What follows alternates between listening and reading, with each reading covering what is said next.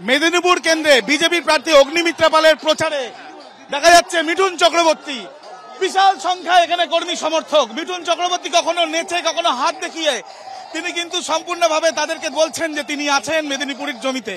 তার সঙ্গে আমরা কথা বলবো। মিঠুন দা, পুরো এই লোকসভা নির্বাচনে উত্তরবঙ্গ থেকে দক্ষিণবঙ্গে সবসময় আপনাকে দেখা যাচ্ছে।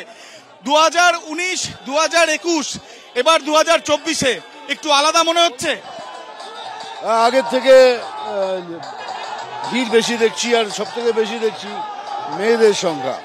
মেয়েদের সংখ্যাটা বেড়েছে। আর একটা কথা, সত্যি কথা, অ্যাকচুয়ালি সনাতনী জেগেছে। 22 তারিখের পর রামলালা আবার অযোধ্যাতে ফিরে আসার পর ওনার আশীর্বাদে সনাতন হ্যাজ রিজন। আমরা সনাতনী, গর্ব সে কাও हम সনাতনী, গর্ব করে বলুন আমি সনাতনী। তো हम তো বলতে গর্ব সে বলতে हम সনাতনী। মিঠুন দা, আমরা দেখলাম মমতা বন্দ্যোপাধ্যায় একটি উক্তি, সেখানে দেখা গেল যে প্রধানমন্ত্রী নরেন্দ্র মোদী গতকাল বলছেন যে মিশনের ওপরে হামলা হয়েছে এবং তিনি বলছেন দুষ্কৃতীদের কোনো না কোনো ভাবে ইন্ধন দেওয়া হচ্ছে।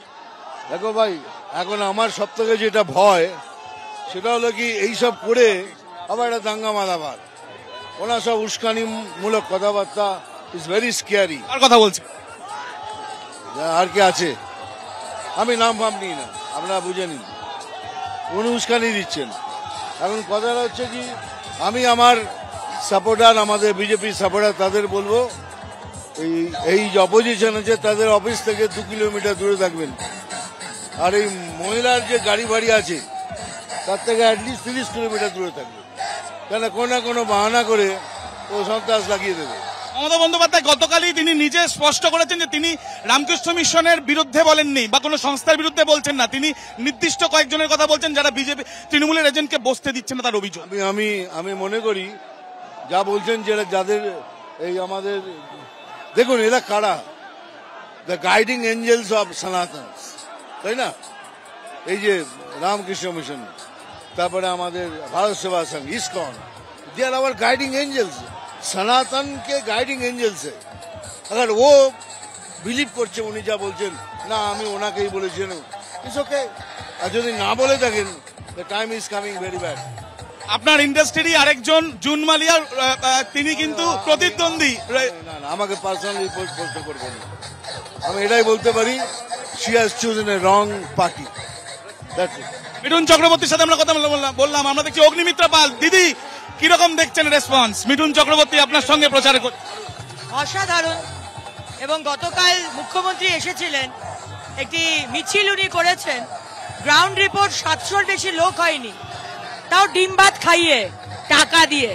আর আজকে শুধু ভালোবাসার খাতিরে, শুধু মিঠুন দাকে সাপোর্ট করতে, মোদিজিকে সাপোর্ট করতে আর অগ্নিমিত্রা পালকে সাপোর্ট করতে আজকে হাজার হাজার লক্ষ লক্ষ মানুষ রাস্তায়।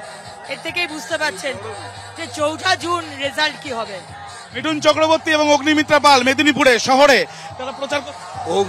অগ্নি খালি ক্যান্ডিডেট নয়, অগ্নি আমার বোন।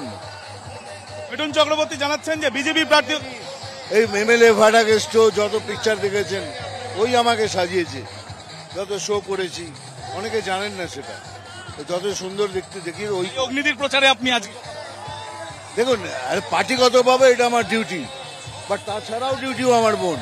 ওদের প্রচারে তো দাদা আসবেই, বলার কিছু নেই। ফ্যাশনের ক্যারিয়ারে দাদার আমার জীবনে যে অবদান, সেটা কোন অনস্বীকার্য।